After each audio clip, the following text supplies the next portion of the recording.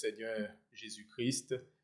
Merci pour votre fidélité, pour tous qui suivez ces enseignements sur la fin des temps et la préparation de l'Église au retour du Seigneur Jésus. Dans le numéro 1 de notre enseignement qui s'intitule « L'enlèvement de l'Église », nous nous sommes arrêtés sur la première épître de Paul aux Thessaloniciens au chapitre 4, où nous avons vu comment l'apôtre Paul a élevé la doctrine de l'enlèvement de l'Église à un très très haut niveau. Le Seigneur Jésus a dit à ses disciples dans l'évangile de Jean au chapitre 14 qu'il reviendrait. Il a dit « Je reviendrai, et quand je m'en serai allé, vous préparez une place, je reviendrai et je vous prendrai avec moi afin que là où je suis, vous y soyez aussi. » Et bien sûr, comme nous l'avons vu dans le numéro 1, que l'apôtre Paul, lui, il a expliqué le processus de l'enlèvement de l'Église. Il en a fait une doctrine pour que les Thessaloniciens puissent comprendre, mais pour que nous aussi, qui lisons la parole de Dieu, puissent être bien renseignés et enseignés sur le domaine. Nous avons vu que nous devons nous préparer, puisque savoir que le Seigneur Jésus revient pour pouvoir enlever ceux qui se sont préparés, ceux qui ont été dans la sainteté, dans la justice, c'est ce que nous avons vu, qu'il ne suffit pas d'être baptisé et d'attendre le Seigneur Jésus, mais il faut marcher dans la sainteté. Hébreux chapitre 12 nous montre dans le verset 14 que nous devons rechercher la paix avec tous et la sanctification sans laquelle nul ne verra le Seigneur. La sanctification, c'est quoi? C'est être séparé du commun, être mis à part pour servir Dieu. C'est ça la sanctification. Et lorsque nous sommes dans le service de Dieu et que nous sommes à part du commun, le commun c'est qui? C'est le monde. Et lorsque nous sommes mis à part, nous ne pratiquons plus ce que nous pratiquions auparavant, ce que pratique le commun, et nous sommes désormais mis à part pour servir le Seigneur. En vous disant cela, il y a quelque chose qui me vient à cœur et que je voudrais partager avec vous. C'est ce passage qui se trouve dans le livre d'Exode, au chapitre 39. Le livre d'Exode, au chapitre 39, c'est, souvenez-vous, que le Seigneur, quand il a choisi Moïse, il a demandé à Moïse de mettre à part Aaron et ses fils pour qu'ils puissent le servir dans le sacerdoce. Et lorsque nous voyons ce passage, juste un élément dans ce passage qui attire particulièrement mon attention dans le verset 30. Dans le verset 30, dans toute la description des vêtements sacerdotaux, il dit ici dans le verset 30, « On fit d'or pur la lame, diadème sacré, et l'on y inscrit comme on grave un cachet, sainteté à l'Éternel. On l'attacha avec un cordon bleu à la tiare en haut, comme l'Éternel l'avait ordonné à Moïse, attaché avec un cordon bleu à la tiare en haut, donc en hauteur, en haut, pour que cela puisse être bien vu. Sainteté à l'Éternel, gravé, sainteté à l'Éternel. Nous l'avons lu, nous le savons, nous l'avons lu dans le livre de l'Apocalypse, et que le Seigneur s'est fait un royaume. il s'est fait un royaume de sacrificateurs. Donc nous sommes des sacrificateurs pour Dieu, et les sacrificateurs doivent être dans la sainteté. C'est pour cela qu'il est très très important à l'Église de comprendre qu'elle ne peut pas continuer à marcher comme il veut, et même les hommes de Dieu, les pasteurs, doivent expliquer à leurs fidèles qu'il faut marcher dans la sainteté, que le salut n'est pas quelque chose qui s'obtient comme cela.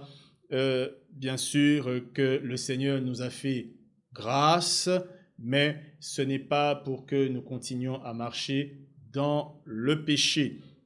Donc un royaume de sacrificateurs, c'est une quantité de personnes qui s'est donnée au Seigneur Jésus et qui marchent dans la justice, dans la sainteté pour entrer dans le royaume de Dieu.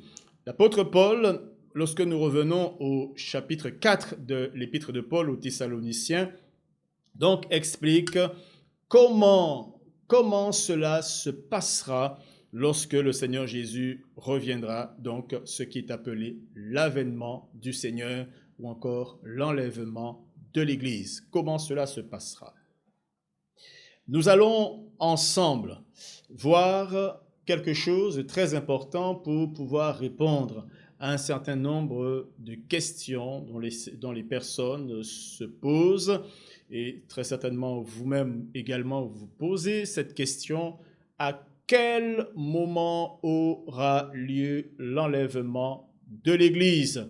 Alors la question exactement, elle est posée de la façon suivante: l'Église sera-t-elle enlevée avant la tribulation, pendant la tribulation ou après la tribulation, c'est-à-dire la grande tribulation? Donc l'Église verra-t-elle la grande tribulation?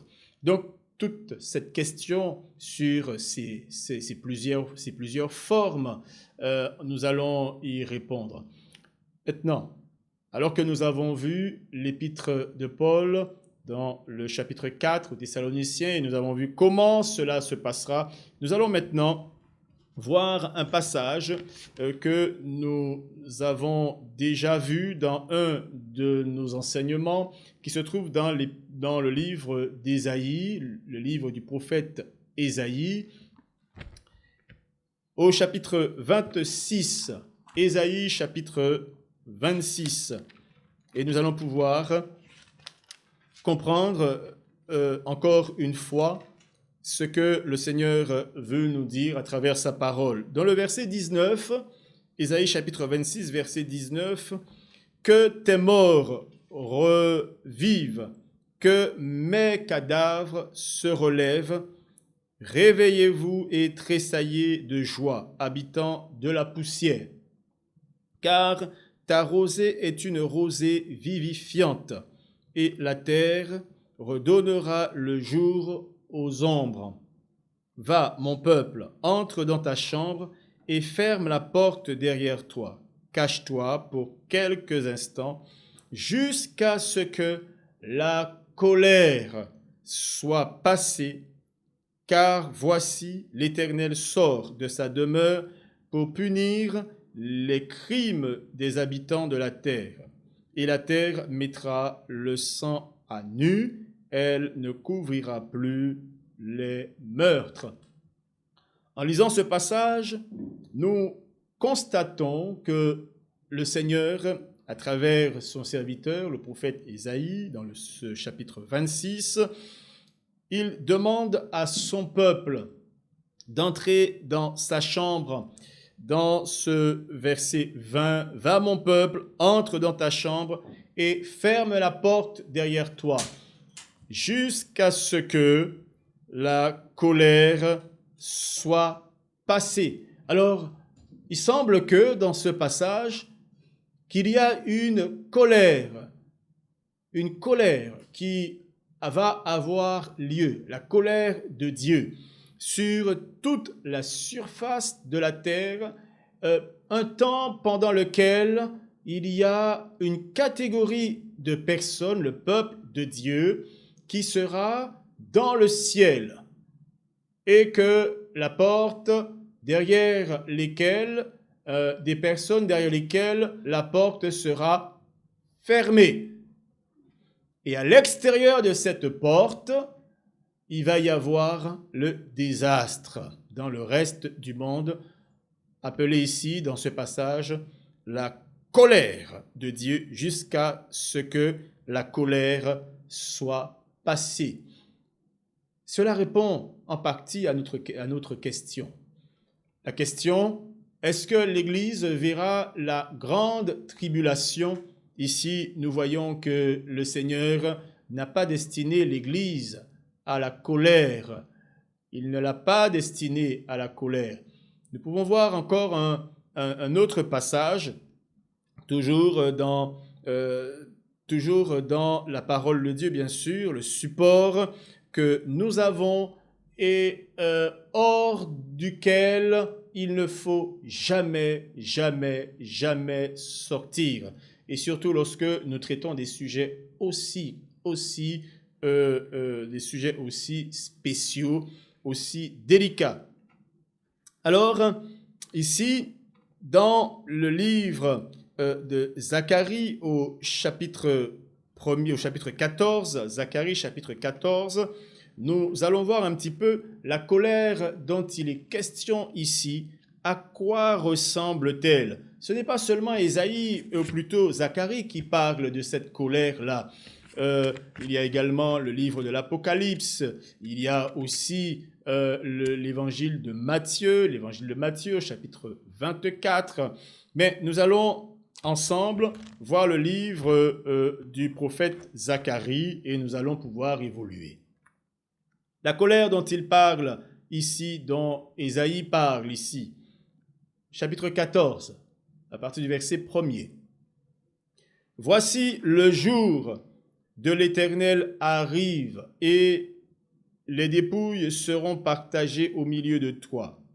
Je rassemblerai toutes les nations pour qu'elles attaquent Jérusalem. La ville sera prise, les nations seront pillées et les femmes violées. La moitié de la ville ira en captivité, mais le reste du peuple ne sera pas exterminé de la ville. Verset 3. L'Éternel paraîtra et il combattra ces nations comme il combat au jour de la bataille. Ses pieds se poseront en ce jour sur la montagne des Oliviers qui est vis-à-vis de Jérusalem du côté de l'Orient. La moitié des oliviers se fendra par le milieu à l'Orient et à l'Occident. Et il se formera une très grande vallée. Une moitié de la montagne reculera vers le septentrion et une moitié vers le midi. Vous fuirez alors dans la vallée de mes montagnes, car la vallée des montagnes s'étendra jusqu'à Hadzel. Vous fuirez comme vous avez fui devant le tremblement de terre, au temps d'Ozias, roi de Juda. Et l'Éternel, mon Dieu, viendra, et tous ses saints avec lui. Tous ses saints avec lui. Ce verset est un verset vraiment, ce verset 5 est un verset déterminant. Tous ses saints avec lui. Les saints dont il parle ici, ce sont les saints dont parle l'apôtre Paul dans 1 Thessaloniciens chapitre 4. Ceux qui partiront, nous qui partirons, ceux qui sont prêts encore une fois, ceux qui marchent dans la sainteté, dans la justice et qui se préparent à l'avènement du Seigneur, qui se préparent à recevoir leur Seigneur. Alors cela, la Bible nous dit dans le chapitre 14 de Zacharie, la Bible dit qu'ils vont revenir avec le Seigneur. Qu'est-ce que cela veut dire donc? Cela veut dire que le Seigneur viendra. Il prendra avec lui les saints qui monteront vers lui. Cela s'appelle l'enlèvement de l'Église. Donc l'Église échappera à la colère qui doit venir dans ce monde, appelée la tribulation et la grande tribulation. Donc une période divisée en deux périodes, en deux parties, 3 ans et demi plus 3 ans et demi. Et après cela, quand ce temps sera passé, quand cette dernière période sera passée, cette période de colère que nous avons vue dans Ésaïe chapitre 26, pendant que l'Église sera à l'intérieur du ciel et que la porte sera fermée derrière elle, alors après cette période-là de colère, le Seigneur Jésus reviendra. Jésus reviendra avec ses saints, donc avec ceux qui auront été enlevés avec lui dans les airs. Et puis la Bible montre ceci qui est très très très important, que le Seigneur, après que le monde et particulièrement Jérusalem, aura traversé un moment terrible dont la Bible dit jamais, jamais il n'y a eu de temps aussi terrible et il n'y en aura jamais, jamais. Alors, le Seigneur reviendra après cette période-là avec ses saints. Et c'est à ce moment-là que le Seigneur va établir son royaume sur terre et régnera à Jérusalem. Nous ne rentrerons pas pour l'instant dans cette dimension-là, dans cette connaissance. Nous la verrons à un autre numéro. Mais pour l'instant, ce qui nous intéresse pour que nous puissions bien comprendre la partie dans laquelle nous sommes, c'est que d'une part, on doit se préparer. C'est la chose la plus importante à comprendre. Qu'est-ce qu'il faut comprendre? Se préparer, premièrement. Pourquoi? Parce que l'enlèvement de l'Église arrive. Ce temps cette période dont parle l'apôtre Paul dans 1 Thessaloniciens 4, c'est une période qui arrive. Et nous sommes là pour comprendre pourquoi cette période arrivera maintenant. Eh bien, parce que l'Église n'est pas censée vivre la tribulation et la grande tribulation. L'Église n'est pas censée vivre cette période-là. Et nous comprenons pourquoi. Regardons l'épître, plutôt l'évangile de Jean au chapitre 24. L'évangile de Matthieu, pardonnez-moi, au chapitre 24. Ce passage explique, c'est le Seigneur Jésus qui explique ici la venue inopinée du Fils de l'homme, dans sa venue inopinée.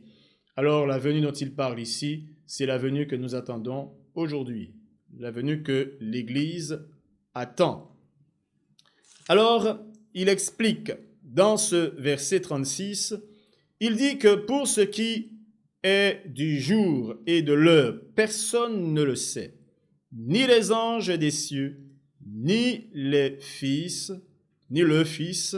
mais le Père seul. Ce qui arriva du temps de Noé arrivera de même à l'avènement du Fils de l'homme. Car dans les jours qui précédèrent le déluge, les hommes mangeaient et buvaient, se mariaient et mariaient leurs enfants, jusqu'au jour où Noé entra dans l'arche, et ils ne se doutèrent de rien, jusqu'à ce que le déluge vint et les emporta tous. Il en sera de même à l'avènement du Fils de l'homme. Verset 40. Alors, de 2 hommes qui seront dans un champ, l'un sera pris et l'autre laissé. De 2 femmes qui monteront à la meule, l'une sera prise et l'autre laissée. Donc nous voyons qu'il s'agit ici de disparition de plusieurs personnes. Il explique ici que l'un sera pris, l'autre laissé, alors que plusieurs personnes, un, deux ou plusieurs personnes seront ensemble, l'un sera pris et l'autre laissé. Il parle de l'enlèvement de l'Église, donc le temps qui arrive maintenant, ou un temps, une période ou un jour, comme je l'expliquais dernièrement, parmi notre quotidien, les jours de notre quotidien, il y a un jour qui va se distinguer de tous ces jours-là, et ce jour sera le jour de l'avènement du Seigneur. C'est pour cela que nous devons toujours être prêts. Il dit au verset 42, « Veillez donc, puisque vous ne savez ni le jour, vous ne savez pas le jour, quel jour votre Seigneur viendra. Sachez-le bien, si le maître de la maison savait à quelle veille de la nuit le voleur doit venir, il veillerait et ne laisserait pas percer sa maison. C'est pourquoi vous aussi tenez-vous prêts, car le Fils de l'homme viendra à l'heure où vous n'y penserez pas. » Le Seigneur Jésus parle de ce temps de l'enlèvement de l'Église. Il va un petit peu plus loin, il va bien plus loin, en expliquant ici, au verset 45, « Quel est donc le serviteur fidèle et prudent que son maître a établi sur ses gens pour leur donner la nourriture au temps convenable? Heureux ce serviteur que son maître à son arrivée trouvera faisant ainsi. Je vous le dis en vérité, il l'établira sur tous ses biens. » Amen. Alors, il est très important de comprendre ce verset 45 et jusqu'au verset 47. Le Seigneur dit tout simplement la nourriture au temps convenable, un temps, donc il parle ici de période. Nous nous trouvons dans une période où la parole de Dieu qui est annoncée doit être en fonction, en relation avec le temps que nous vivons, c'est-à-dire préparer l'Église. Et d'ailleurs, le Seigneur Jésus, depuis qu'il était là, avant de s'en aller, c'est cet enseignement qu'il nous a porté. Ce sont ces choses qu'il a demandé aux hommes, à ses disciples de faire. Prêcher la repentance, enseigner les personnes à observer la parole de Dieu, à marcher dans la sainteté, à se préparer à l'avènement du Seigneur Jésus, dont ils ne savent pas à quel moment elle arrivera. À quel moment il arrivera. Donc, nous aussi, aujourd'hui, pour ce qui nous concerne, c'est ce que nous faisons et nous espérons que chacun reçoive ces paroles, la connaissance sur la fin des temps, mais aussi sur la préparation dont il a besoin, dont nous avons chacun besoin pour pouvoir entrer au ciel avec le Seigneur.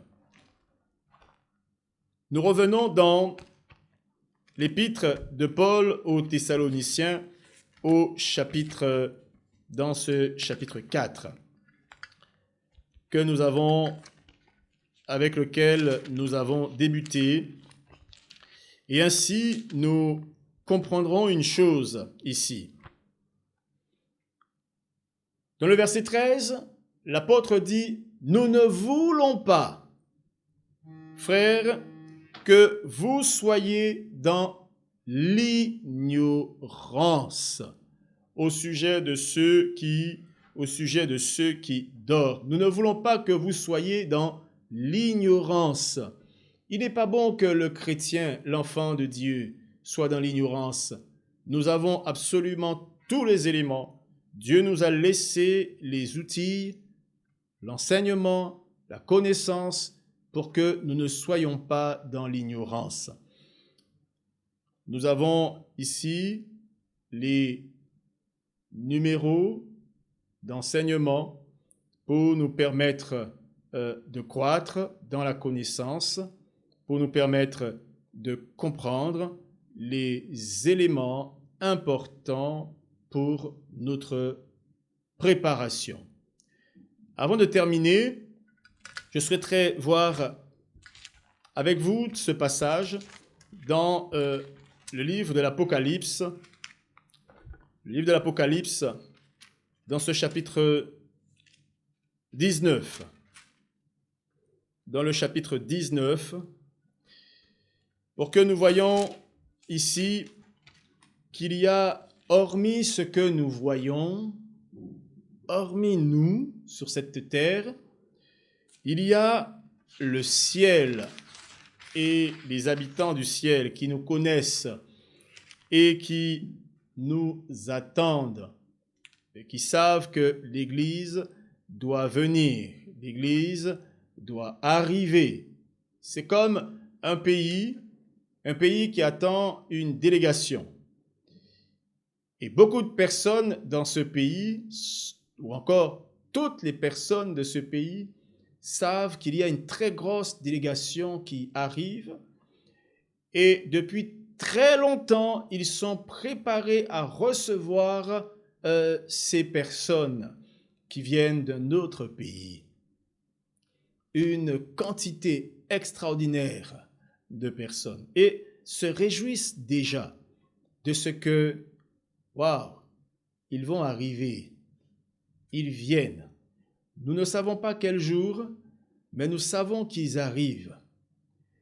Et tout est déjà prêt dans notre pays. Le maître de notre pays, le roi de notre pays, nous a déjà préparés et nous a déjà exhortés à mettre en place toute une préparation. Il va y avoir une fête extraordinaire. Les préparatifs sont déjà en place pour pouvoir recevoir cette délégation de personnes. Dans le verset 7, du chapitre 19 du livre de l'Apocalypse, j'aime énormément ce passage où on entend, où on voit le ciel tout entier qui se réjouit. Réjouissons-nous, soyons dans l'allégresse.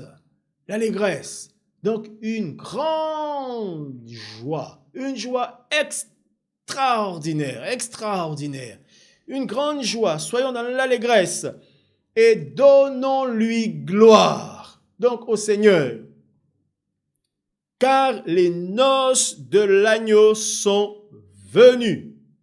Le moment est arrivé. Le moment des noces, le moment du mariage est arrivé. Le moment tant attendu. Le moment que nous attendions depuis longtemps. Nous rougissions après ce moment-là. Nous étions impatients de le voir.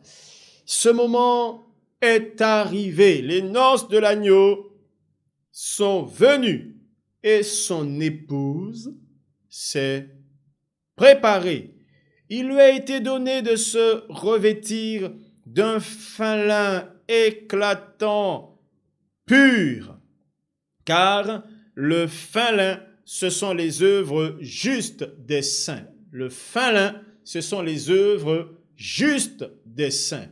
Alors, il montre ici que le vêtement même de l'épouse, le fin lin, c'est la manière dont l'épouse, la manière dont les saints se comportent, ce sont leurs œuvres, c'est leur marche, c'est leur façon de vivre leur vie chrétienne, c'est leur justice, c'est la pureté dans laquelle ils sont. Ce sont les résolutions, les bonnes résolutions qu'ils ont prises. La résolution d'abandonner le péché, la résolution d'abandonner leur mauvaise vie, la résolution de plaire au Seigneur, celle d'être passionné du Seigneur Jésus, celle de défendre les intérêts du royaume de Dieu.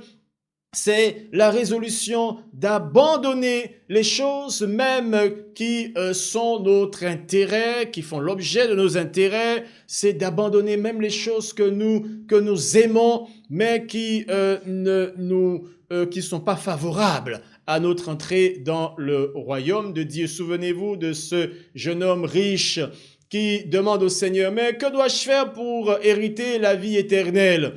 Le Seigneur Jésus lui dit, alors observe les commandements. Ah oui, mais j'ai observé toutes ces choses. Que me faut-il, que me faut-il encore?